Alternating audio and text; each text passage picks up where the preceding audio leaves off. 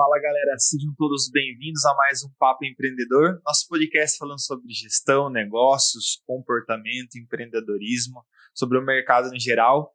E o tema do nosso Papo Empreendedor hoje é empreendedorismo social, um tema novo aqui. Nosso último episódio nós falamos sobre poder público, né? E algumas pessoas me perguntam, mas Felipe, o que isso tem a ver com empreendedorismo? Tem a ver tudo com empreendedorismo, tudo são conexões.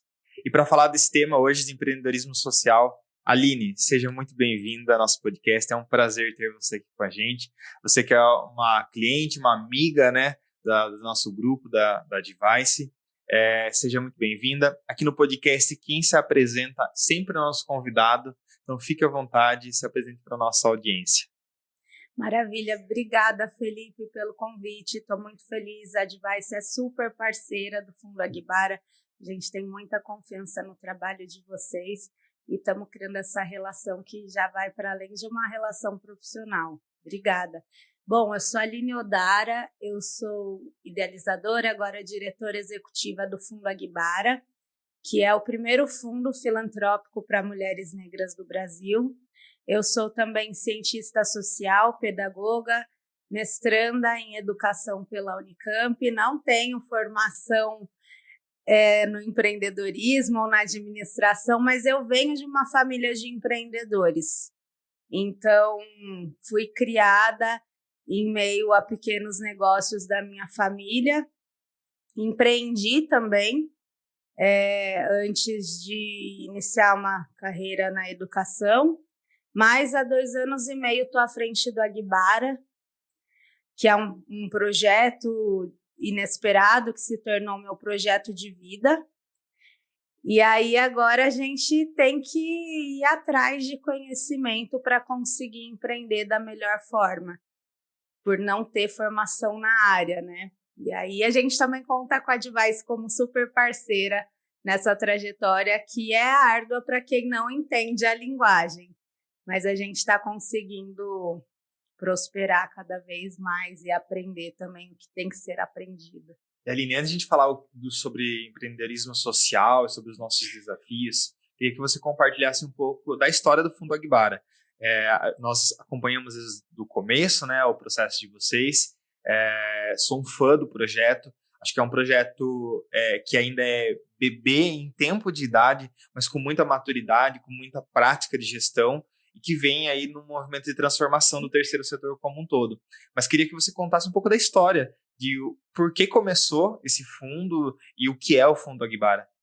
Sim, é uma alegria sempre para mim. Eu conto essa história todos os dias, porque eu sou a responsável pela captação de recursos do Aguibara, então é recorrente na minha vida, mas me alegra muito em poder contar. Bom, eu sou de Campinas, que é uma cidade a 100 quilômetros aqui de São Paulo.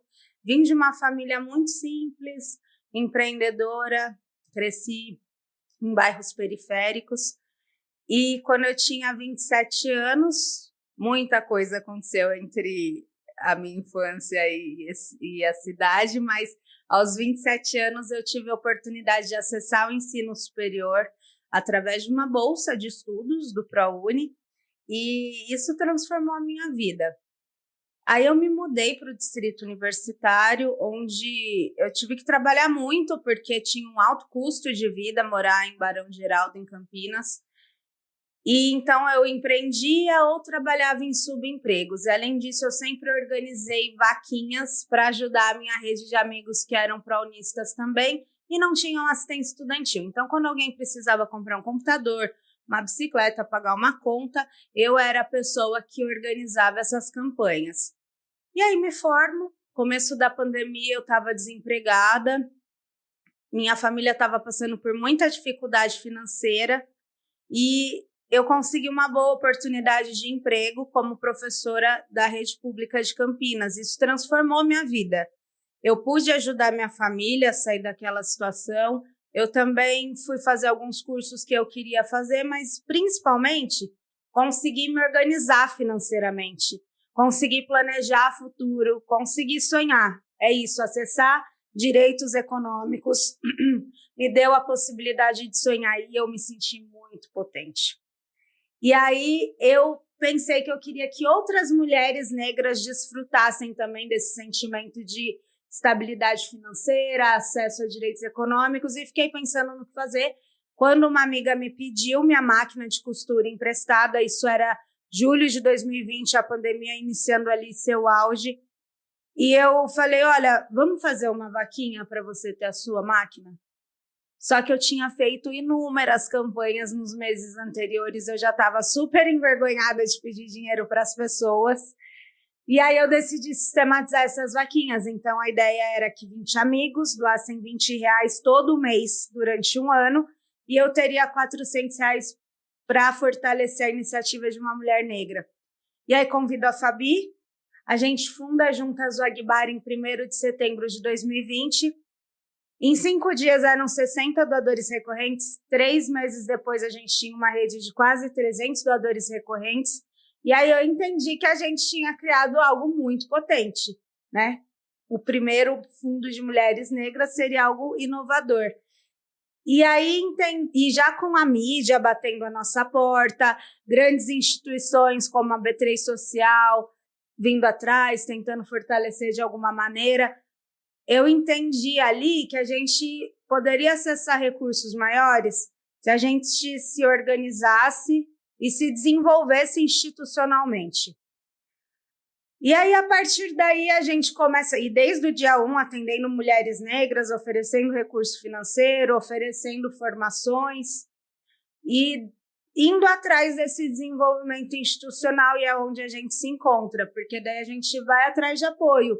A gente se formaliza, teve um professor da GV que nos ajudou muito com teoria da mudança, pensar planejamento estratégico, mensuração de impactos. A gente encontra a Device que, né, nos ajuda não só com a contabilidade, mas também com a gestão programática dos nossos recursos. A gente foi encontrando pessoas brilhantes, queridas, muito dispostas e que acreditavam também. Vocês foram uma das primeiras instituições que acreditaram muito no nosso trabalho. Eu acho que você é muito visionária, inclusive, porque você tinha muita certeza desde o primeiro dia ali que a gente conversou. Tinha, naquela videochamada com você, certo. Eu já tinha certeza. Sim. Meu feeling é bom.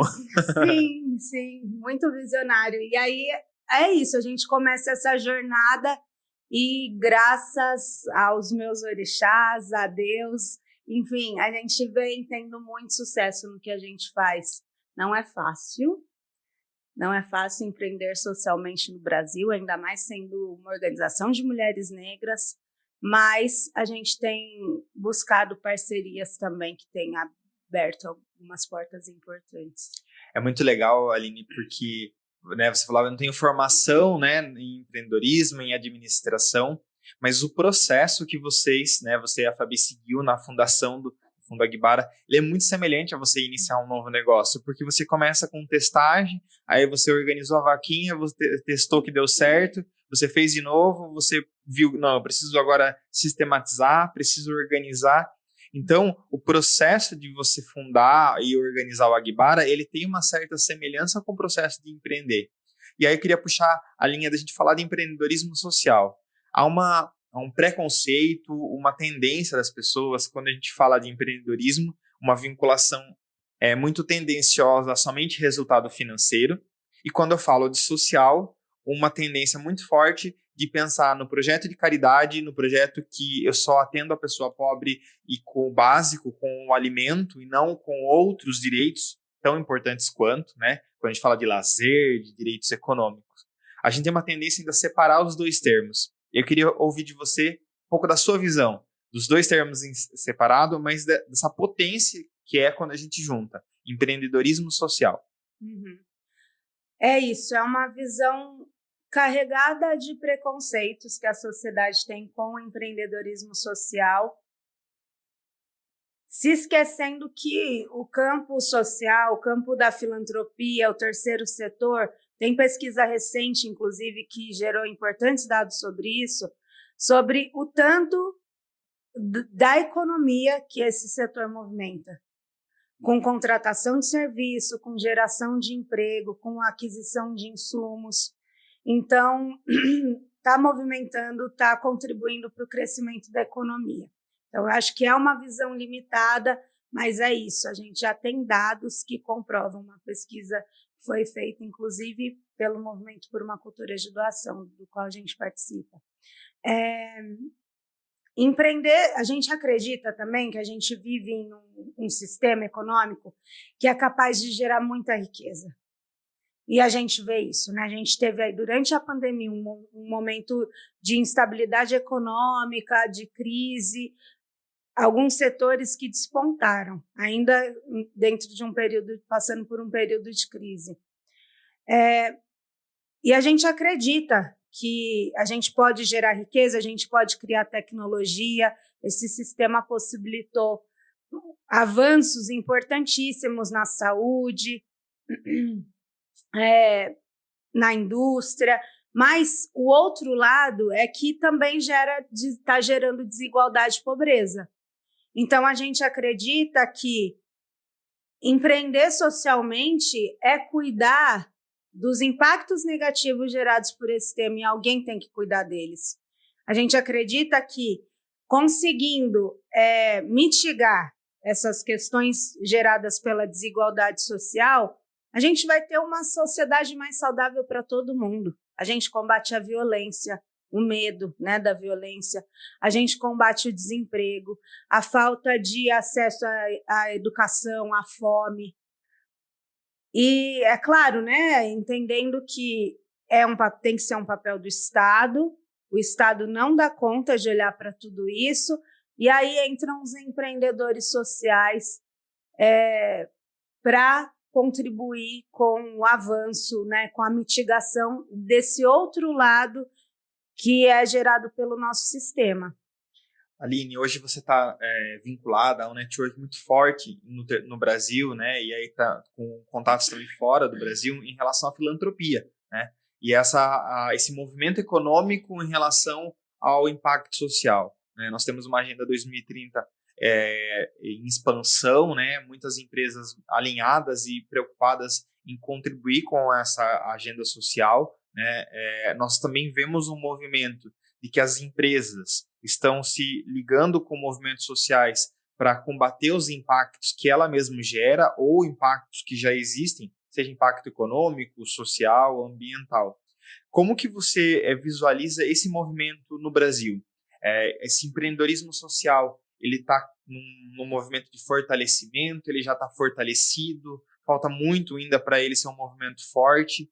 Fato é, né, como você falou da pesquisa, eu também li uma pesquisa da FGV que no ano de 2021 a cultura de doação aumentou em cerca de 60%, então as pessoas estão contribuindo, e um estudo no período lá da reforma da Previdência, lá em 2017, quando iriam retirar alguns benefícios do terceiro setor, houve um estudo das Santas Casas que para cada R$1 que uma Santa Casa tem de renúncia fiscal, ela devolve R$8 em atendimento ao SUS. Então, é nítido o impacto econômico e no PIB, né, o terceiro setor. Mas como que você visualiza o empreendedorismo social no Brasil? Em que fase a gente está? Nós somos um adolescente ainda? Nós já somos um adulto bem forte? Eu acho que a gente criou importantes tecnologias dentro do campo social, tecnologias próprias, tecnologias que consideram o contexto em que a gente está, porque nem tudo dá para importar de fora. A gente tem um setor forte que faz um advocacy forte nacionalmente e internacionalmente, mas a gente tem leis que ainda são muito conservadoras e dificultam o trabalho da filantropia, do terceiro setor. A gente acredita, então, que a gente tem um setor forte, sim, que está em expansão.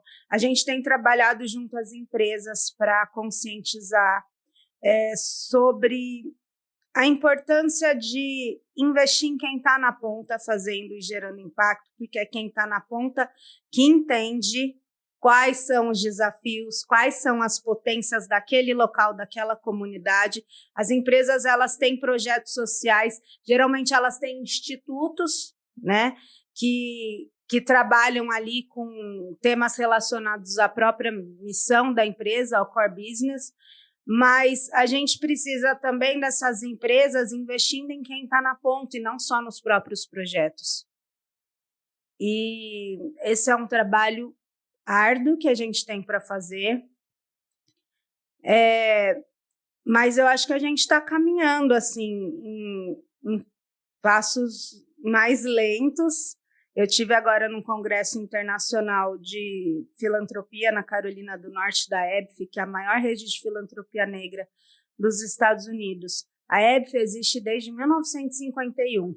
Era um congresso com mais de 600 pessoas negras falando sobre filantropia, apresentando suas fundações, seus projetos, e que produz uma rede que produz conhecimento, que sistematiza saberes sobre a filantropia há 50 anos. Quando a gente joga no Google filantropia negra no Brasil, a gente não encontra nada. Tem um artigo, não é um artigo científico, um artigo ou outro, e é isso, né? Também a gente entende que teve outra história, né? Foi um país que foi formado de uma outra maneira, mas que como a gente precisa avançar ainda, né? A gente é um setor consolidado, mas que precisa avançar junto com o setor privado também, para que esses investimentos sejam qualificados, para que a gente dê voz para quem já está fazendo filantropia e transformação social há muito tempo, né? As comunidades que vivem nas periferias do Brasil, elas estão gerando transformação de forma muito qualificada, fazendo muito, com muito pouco, há séculos. Então, o que a gente precisa fazer é dispor de recursos necessários, e para isso a gente precisa do apoio do setor privado. Aline, só para a gente deixar também transparente, né, para nossa audiência, que de repente não tem acesso a alguns termos, como que a gente poderia definir filantropia e também esse conceito de filantropia negra? Acho que a gente ser didático com o público que de repente não tem tanto conhecimento sobre o tema. Filantropia é um termo que está em disputa. O Agbara, ele acredita e faz parte de redes que defendem a filantropia voltada para a justiça social. Não essa filantropia caridosa, uma filantropia que está interessada ali em fazer uma lavagem também dos impactos negativos que gera, né? Algumas, não é todo o setor. Assistencialista, né? Exatamente. A gente acredita que filantropia é definido por doação de recursos materiais, mas não apenas, doação de tempo e doação de recursos intelectuais também. Então, a gente tem no Brasil essa ideia de que filântropo é só quem teve uma grande herança e, a partir disso, começou uma grande fundação. E a gente, no Agbara, junto com outras organizações, a gente defende que não. Filantropia é feita por quem está dispondo recursos para o bem-estar social, para gerar transformação social. E nisso entram as comunidades. Então, é um conceito em disputa, porque a gente está falando, olha, o que a gente faz com nada é filantropia também. Agora, imagine se a gente tivesse acesso aos recursos adequados. E filantropia negra é isso. A gente vive em um país onde 56% da população é negra. Dentre os mais pobres, a população negra chega a 75%. Então, a maioria dos mais pobres é população negra, ou seja, quem está nas comunidades sofrendo os efeitos das desigualdades é a população negra. Então, a gente acredita que filantropia negra é o que a gente já faz desde essa abolição, que foi uma meia abolição, que libertou a população negra da escravidão, mas que jogou a população negra à própria sorte, né? Não tiveram medidas de inclusão efetiva, inclusão econômica da população negra na sociedade. Então, é isso, a gente sempre teve que se mover, se movimentar para poder fortalecer as nossas comunidades negras. Então, a gente sempre fez filantropia negra. E agora o Agbara está nessa missão, a gente está criando o Núcleo de Pesquisa e Memória da Mulher Negra, e a nossa primeira pesquisa vai ser um diagnóstico inicial sobre filantropia negra no Brasil, porque não tem nenhum estudo sobre isso. Então, a gente vai fazer uma revisão bibliográfica de leituras de fora e fazer um levantamento de como que a filantropia negra se organiza aqui no Brasil. Legal. Aline, deixa eu te fazer uma pergunta, né? Você é muito forte a sua liderança, né? À frente desse movimento, à frente desse empreendedorismo social, dessa filantropia negra no Brasil. Hoje você já é um nome que aparece quando a gente pesquisa sobre o tema nas redes sociais. Parabéns por isso. Acho que é um resultado do seu esforço, da sua luta. E a gente, né, gravando esse episódio hoje, toda semana, todos os dias, a gente tem episódios de racismo que não faz o menor sentido, né? Você sabe, né, eu falo muito sobre inclusão da pessoa com deficiência, porque eu tenho muito contato com isso há muitos anos, e para mim é muito natural, né, olhar, e se eu estou em um ambiente onde eu estou almoçando aqui na mesa com você, e você tem uma deficiência intelectual ou física, que tem dificuldade para deglutir, por exemplo, eu não vejo diferença, digamos assim, né, em termos muito leigos. Mas é algo que a gente vem falando sobre racismo, sobre preconceito há muito tempo, e ainda tem gente insistindo nisso, né?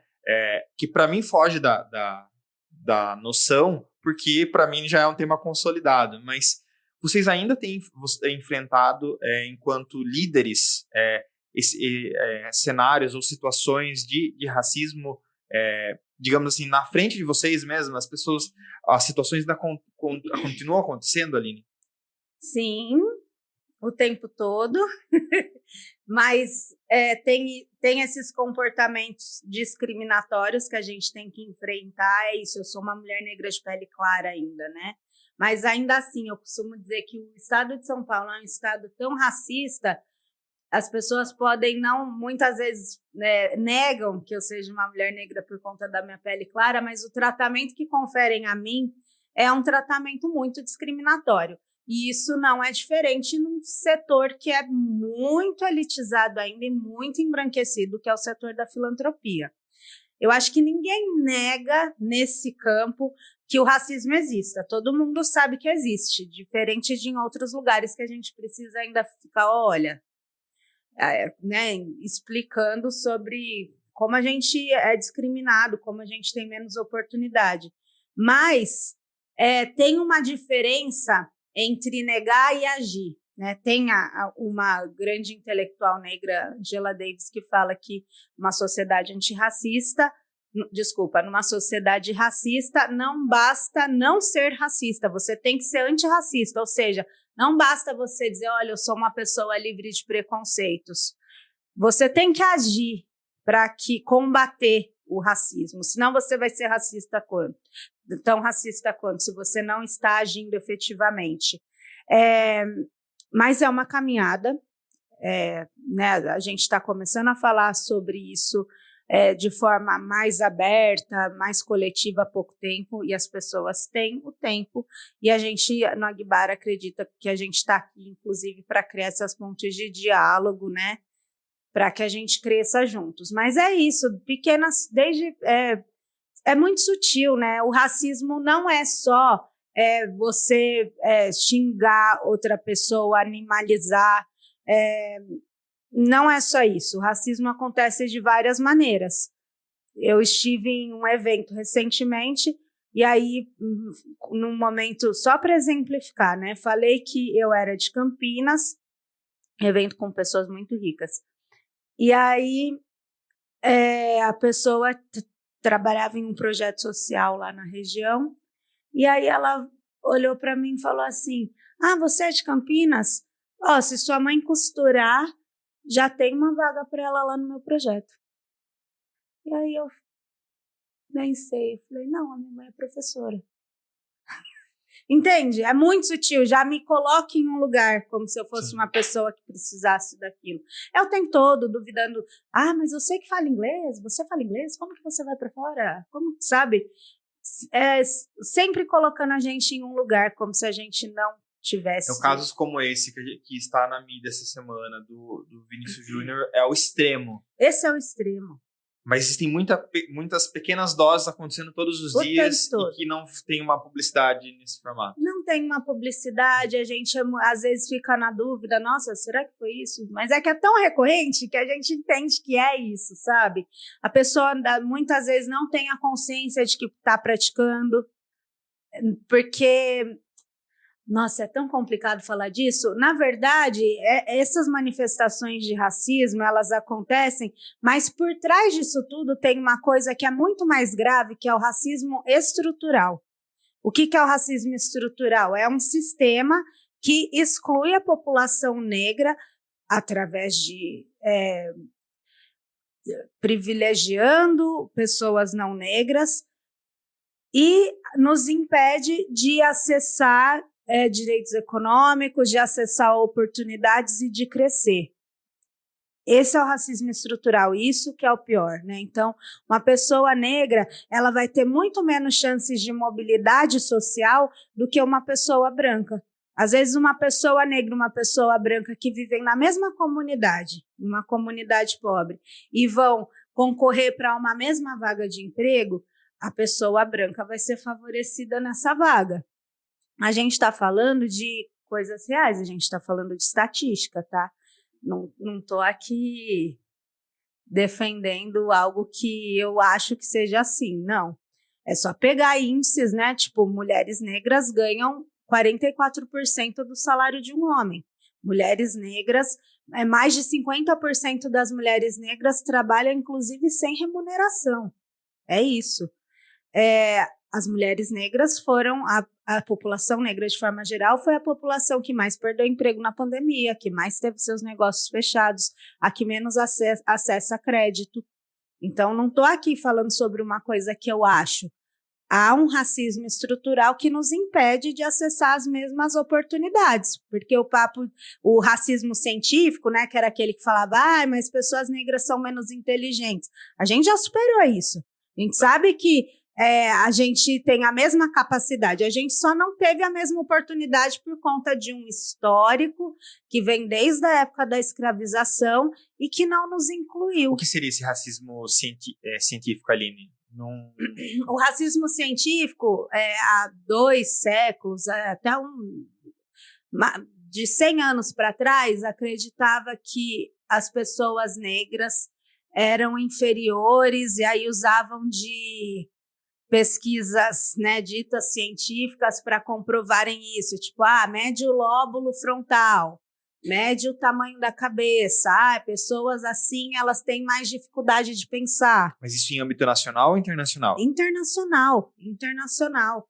A ciência é ainda, né, mas era muito mais uma ciência racista, que usava de características físicas de pessoas negras para justificar o racismo, para colocar a gente num lugar de inferior. Esse era o racismo científico. E foi superado.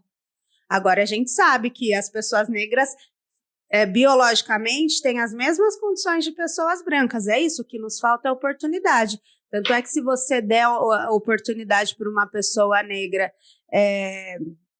ela vai agarrar, né, com todas, como a gente no Aguibara, né, entrar num campo tão elitizado, a gente agarrou com todas as forças que a gente tinha e falava, vamos, é a nossa hora. Já puxando essa linha, Aline, nós avaliamos e quanto parceiros de vocês, vimos muito esse movimento de vocês, essa porta abre, vocês entram, se ela não abre, vocês ficam batendo até ela abrir. A gente arromba a porta.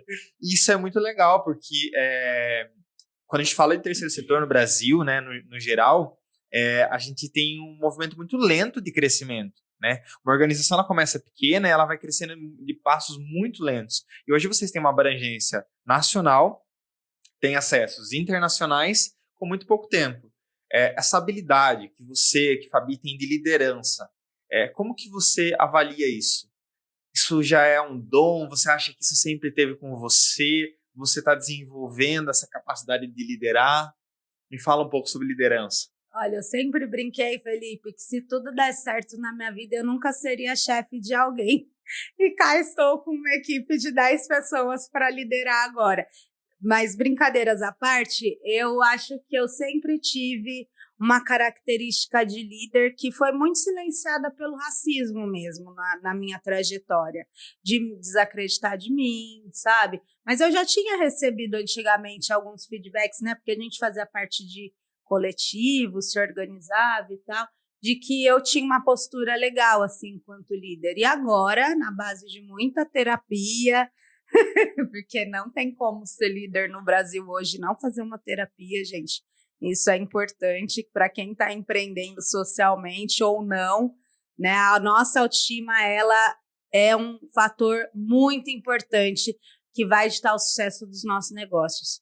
Então, eu acho que terapia é fundamental. Mas é isso, à base de muita terapia eu fui assumindo esse meu lado líder. A Fabi, eu sei que também vem trabalhando bastante nisso e deu importantes passos, mas não é fácil assim para a gente. Eu tenho algumas dificuldades ainda. O ano passado a gente teve isso, né, de contratar. As primeiras contratações que a gente fez eram pessoas próximas, eram amigos. E aí, como que você dá feedback em um amigo? É muito difícil, né? Você arrisca uma relação pessoal ali, muitas vezes de anos. Então, a gente vem aprendendo, a gente errou bastante nisso, né? Sobre contratação, deu tudo certo, né? Atingimos bons resultados, mas a gente teria feito algumas coisas diferentes e a gente continua aprendendo. Mas qual que é a sua principal dificuldade na hora de liderar um time? A minha principal dificuldade é... eu acho que é o feedback mesmo. Eu tenho aprendido, hoje eu já consigo fazer com mais segurança, mas pensar em demitir alguém, eu acho isso horrível. Às vezes vai mudar completamente a vida da pessoa, sabe? Você não sabe como que está a vida pessoal, mas também entendo que o Aguibara é uma coisa maior do que eu e do que as minhas dificuldades e que eu vou ter que cuidar disso para fazer da melhor forma. E minha terapeuta me ajuda muito também. Ela sempre fala assim, Aline, você não é responsável pela vida pessoal dos integrantes, das integrantes do Aguibara. Não pode abraçar tudo. A gente tem muito isso, né? De querer cuidar de tudo e ter dificuldade. Mas nossa, a gente vai dar esse feedback mais duro agora, mas nossa, a pessoa está passando por isso, isso e isso. E às vezes não tem o que fazer. É claro que a gente vai fazer da forma mais cuidadosa e acolhedora possível, né? Mas às vezes é aquele momento e isso é muito difícil para mim. É legal você colocar, né, que você tem desenvolvido a liderança e agradecido a terapia, né? É engraçado porque eu também levo para a terapia o processo de liderança, né? Eu refiz aquele teste comportamental do DISC, né? Não sei se você já ouviu falar, que ele analisa preferências comportamentais e acho que é conformidade, cautela, dominância e influência. A minha cautela é baixíssima, né? E a minha influência e minha dominância é extremamente alta. E aí, isso também foi pro processo da terapia, entender, mas porque na minha cabeça, em algum momento, a palavra dominante era correlacionada a algo ruim. Autoritarismo, né? Eu falava muito para a terapeuta, não, mas é ditador. Dela, mas de onde você tirou que dominância é ditadura? São coisas diferentes. Então, é legal, porque quando eu converso com outros líderes, também tem essa postura de que não dá conta sozinho. Porque a gente ouviu por muito tempo, e o período da pandemia contribuiu para isso. Não, porque tem gente fazendo 6 dígitos em 7 dias, porque tem gente porque eu preciso bater meu primeiro 1 milhão, e existiu isso em muitas pessoas. E muitos líderes ficaram condicionados a entender, eu preciso ser o fodão sozinho. Uhum. Eu preciso ser o super-homem, a super-mulher, e não posso errar, preciso dar conta sozinho. E esse movimento que você traz, né, que eu também faço, muitos outros líderes estão fazendo, recorrendo para terapia, recorrendo para hobbies, no sentido de colaborar para ser o melhor líder, né? Sim. E você tem feito isso? Eu buscando faço. Atividades, outras, para além da Advice? Sim, a primeira que a terapeuta tem que dar conta, né, dos problemas, né?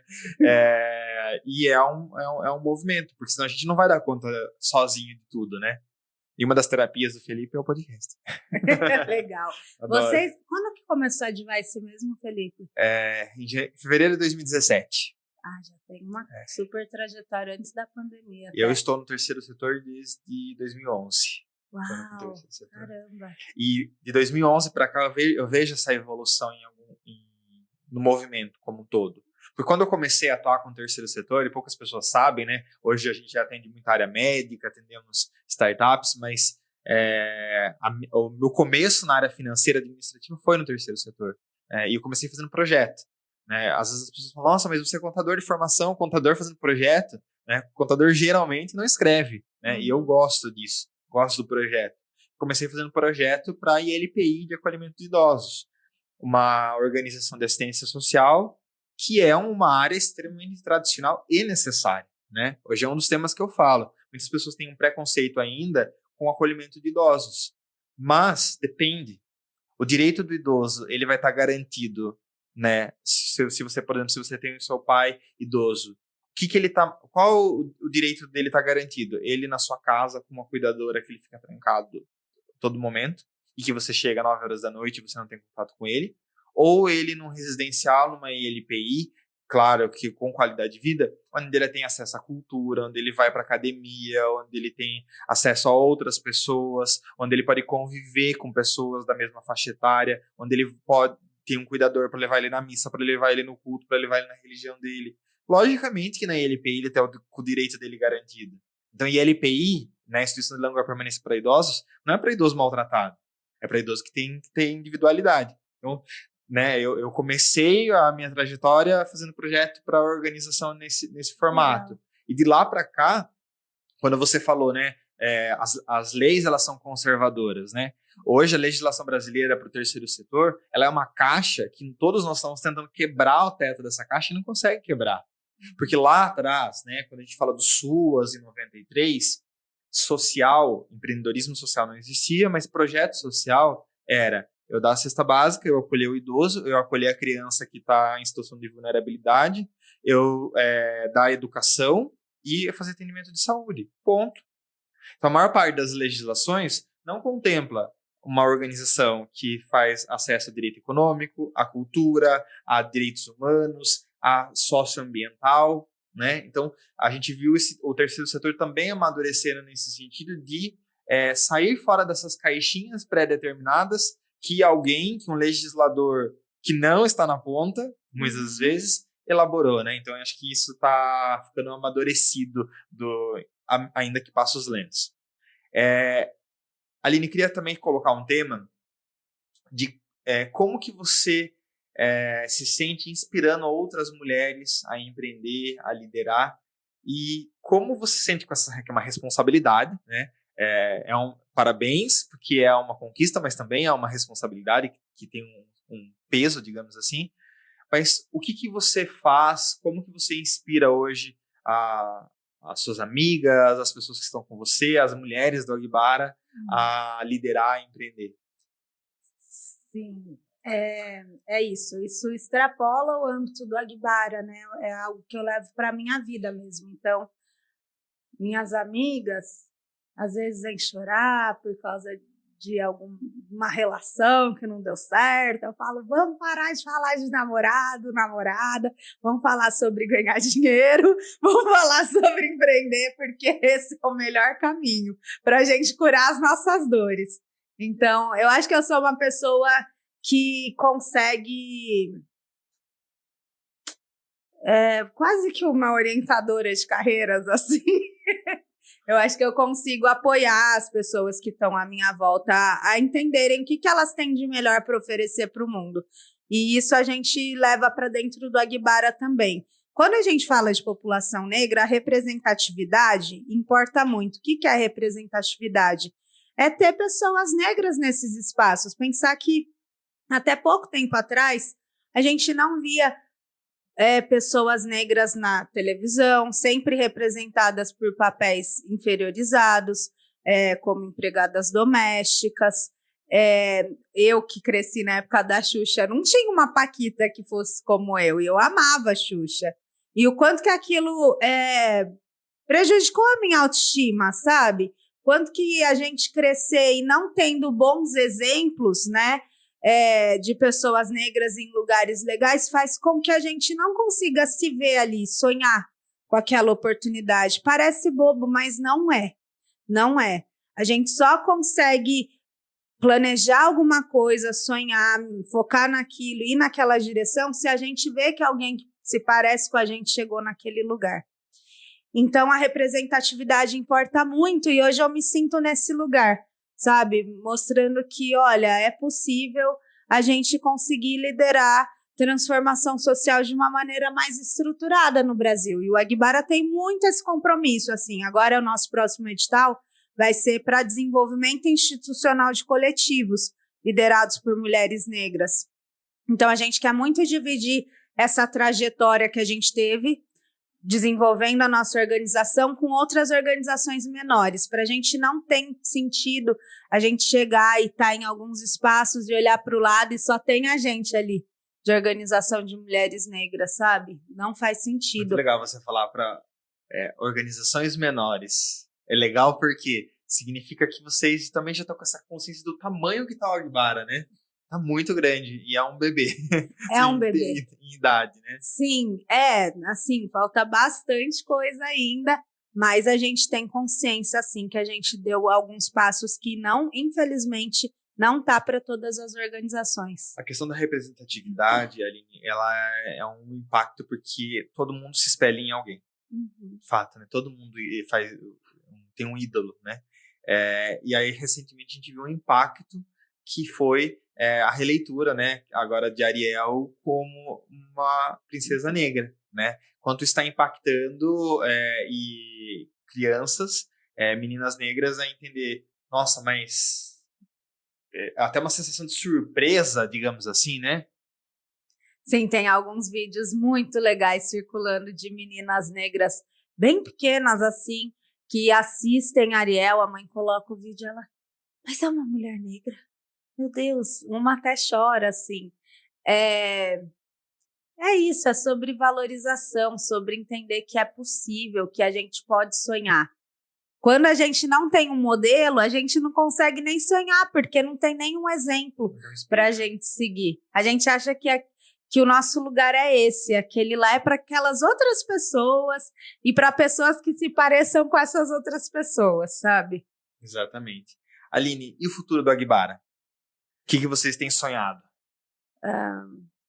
A gente começa uma atuação agora em advocacy, a gente está buscando se articular em redes que estejam pensando orçamento público.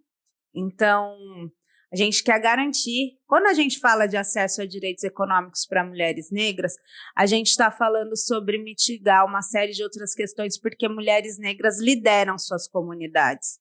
Então, a gente pode investir em mulheres negras, mitigar trabalho infantil, por exemplo, violência doméstica, mitigar o genocídio da juventude negra, porque são os filhos dessas mulheres que estão morrendo a cada 23 minutos.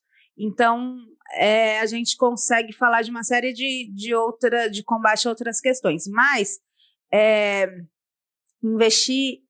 Não tem como falar de acesso a direitos econômicos sem falar de mulheres negras participando da elaboração do orçamento público, né? A gente está com um plano plurianual aí, por exemplo. Políticas universais não funcionam, é só pensar nas cotas. A gente tinha cotas para estudantes de ensino público. E aí, o que acontecia? Essas vagas, elas eram preenchidas por estudantes não negros, por estudantes brancos, que também vinham de uma origem pobre, mas que têm uma pequena vantagem social, têm uma família um pouco mais estruturada, teve algumas outras condições. Então, pensar política pública sem pensar na especificidade da população negra, né, sem pensar em falar, olha, olhar com cuidado, né, e conseguir pensar como que a gente atrai pessoas negras para essa política aqui. Não funciona. Se a gente não pensar nas especificidades, não vai funcionar. Outras pessoas vão preencher vão usufruir dessas políticas públicas.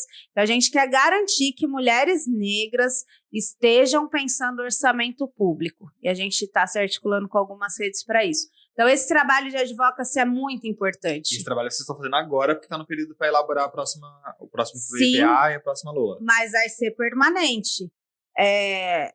A gente se inseriu na rede de orçamento mulher agora, a gente está chegando, entendendo como que funciona, é muito difícil. Só para quem não sabe o tema, né, como eu vim também do poder público, né, um dos temas que eu adoro é o orçamento público, inclusive defini uma monografia no STN sobre orçamento público. Todo presidente, prefeito, governador, quando ele assume o governo, ele vai fazer o plano plurianual, que é um plano de políticas públicas com metas financeiras para os próximos 4 exercícios. E aí, cada ano tem uma reforma desse PPA através de uma lei orçamentária anual. Então, é nessa lei orçamentária, nesse PPA, que vão ter todas as prioridades financeiras e orçamentárias, seja para o governo federal, para o governo do estado ou para o governo municipal executar as políticas públicas. E o que eu acredito muito, que eu olho para a União, eu tenho que olhar para o estado e olhar para o município também. Porque eu sempre defendi uma tese que a gente não mora na União, não mora no Estado, a gente mora no município, né? Então a gente precisa participar das audiências de elaboração do orçamento público da sua cidade.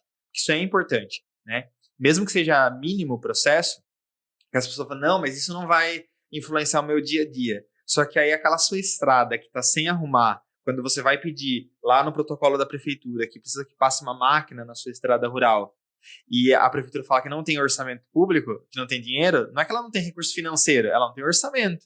Porque lá no PPA e na LOA foi feito de forma incorreta, não olhando para a prioridade populacional, né?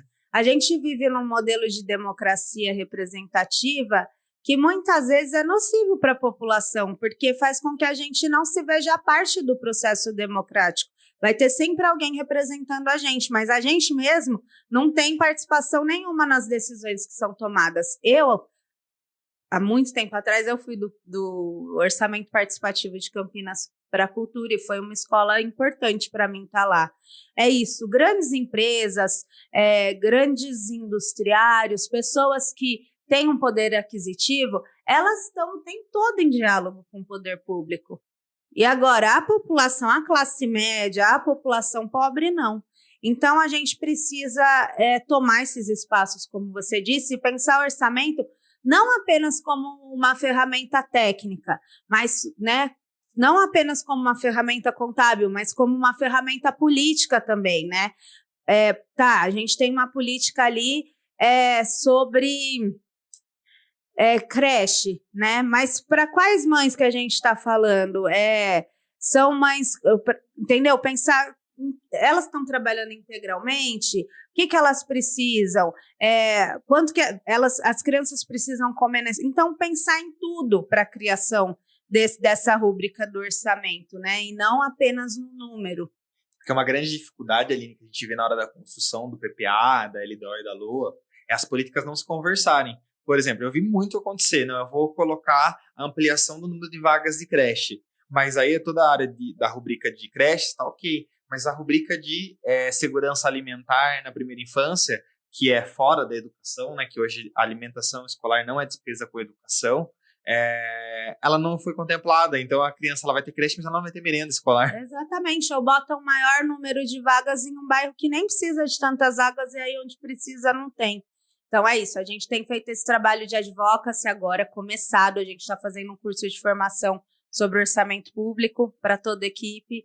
A gente também tem outra linha de advocacy que é para democratizar o campo de filantropia e investimento social privado, porque os recursos ficam concentrados nas mãos de poucas organizações.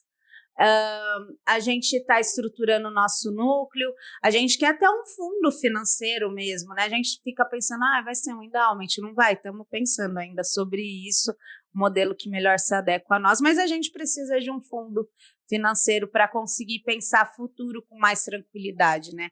A gente está terminando agora, nem terminamos ainda de cumprir, de captar o orçamento para esse ano. Isso é muito importante, a gente conseguir pensar que não, a Guibara vai existir o ano que vem, vai existir no outro. Perenidade, porque perenidade, a gente consegue se organizar melhor e a gente consegue focar nossas energias em outras coisas também do que ficar o tempo todo. É claro que a gente sempre vai ter que correr atrás de orçamento, porque a gente não é herdeira, mas ter mais tranquilidade para fazer isso de forma mais qualificada, menos desesperada. A gente está abrindo essa importante frente de captação internacional agora, né? Vamos ter esse evento de apresentação do Agbara no consulado em Nova York. Sobre o evento também. Sim, a gente, em junho, agora eu estou indo para participar do Fórum da ONU de Afrodescendentes. No domingo, fico uma semana lá em Nova York, na sede da ONU. Depois, no final do mês, a gente vai ter um evento da Consulado Brasileiro em Nova York, Câmara do Comércio, Brasil, Estados Unidos, vão apresentar o Agbara. E aí a gente vai levar dados sobre mulheres negras e também aproveitar para prospectar possíveis investidores. A gente quer ter equilibrado as nossas fontes de receita, acho que isso é muito importante pensando em empreendedorismo, né? Então, pensar no quanto que vai vir de fundações, organizações nacionais, internacionais, o quanto de receita vai vir dos serviços que a gente presta, porque a gente tem a consultoria também. Então, para manter um equilíbrio, para ajudar a gente a ter mais tranquilidade para incidir no campo aqui, porque às vezes é difícil, a gente quer fazer um apontamento de como as coisas funcionam aqui, mas e se a gente tiver algum investidor que pode pegar mal com isso, né? Sim. Então a gente quer ter um pouco mais, claro que com todo cuidado, mas a gente quer ter um pouco mais de liberdade também. Muito bom. Aline, as pessoas que queiram colaborar, né, seja o pequeno investidor ou o grande investidor, como que as pessoas conseguem colaborar hoje com o Fundo Agbara? A gente acredita que racismo é concentração de poder, de dois tipos de poder nas mãos da população não negra, que é um poder que é simbólico, que diz respeito a conhecimento, a redes de contato, a prestígio, que não está chegando para a gente, e o outro tipo de poder é material, e aí é financeiro, econômico, né? Então, a gente acredita que para combater o racismo, a gente precisa fazer esses poderes circularem, né? Quem está segurando mais esse poder, que solte para que chegue do lado de cá também. Então, a gente acredita que promover o desenvolvimento de uma organização como a nossa, mas também tem muitas outras organizações negras, é fazer com que esses poderes cheguem na nossa mão. Então, sim, primordialmente doando financeiramente. A gente tem lá o fundoagbara.org.br, estamos no Instagram também, /fundoagbara. Mas é isso, a gente acredita na doação, mas a gente também acredita nessa partilha, abertura de portas, de caminhos. Então, posso deixar meu e-mail também para você divulgar, se você tem alguma empresa, alguma instituição que acha que tem a ver com esse nosso trabalho de promover acesso a direitos econômicos para mulheres negras, entre em contato, divide esse contatinho aí com a gente, que é muito importante. A gente não teria chegado até aqui se não fossem pessoas dividindo os contatos com a gente. Muito bom. Aline, queria te agradecer. É um prazer ter você aqui com a gente, batendo papo, falando sobre empreendedorismo social. É um prazer para nós, né, todo o Grupo Advice, colaborar com o Fundo Agbara. Nós somos muito orgulhosos de estar com você. Fiquei lisonjeado, né, de receber o convite para assessorar também o conselho consultivo de vocês. É um conselho muito potente. É um prazer estar com vocês, tá? E agradecer por você conseguir um horário na sua agenda, nessa agenda internacional aí, levando a Agbara para fora. Muito obrigado por trocar ideia com a nossa audiência e falar sobre esse tema tão importante que é empreendedorismo social. Obrigadão, de verdade. Maravilha, fico muito feliz de estar aqui e me coloco à disposição também para a gente voltar em algum mês mais para frente para falar um pouquinho mais sobre, numa linguagem mais acessível, sobre racismo estrutural. Eu acho importante também dialogar com o público de vocês. Super obrigada. A gente aprende muito, eu aprendo muito. Confesso que eu não sabia dessa história do racismo científico, que existiam pesquisas científicas, né? Sim. Entre aspas, né? Em relação a isso. E acho que o processo de empreender é muito isso. É todo dia a gente está disposto a aprender de novo. Então, E sentar aqui e falar que eu não sei alguns temas e que eu preciso aprender, né? E que nossa mente está aberta para o aprendizado. Falo muito para quem está começando um negócio.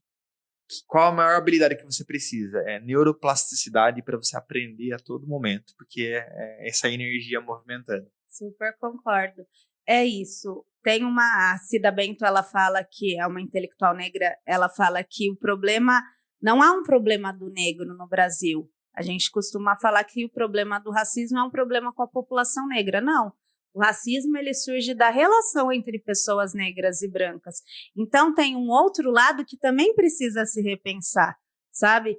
E é isso, a gente precisa muito construir diálogos, caminhos, para que a gente consiga avançar juntos, e o Agbara é essa ponte. Também a gente oferece jornadas antirracistas de letramento racial 2 vezes no ano, e a gente quer cada vez mais ser uma organização que abre diálogo com o resto da população. Muito obrigada, Felipe. Muito obrigado.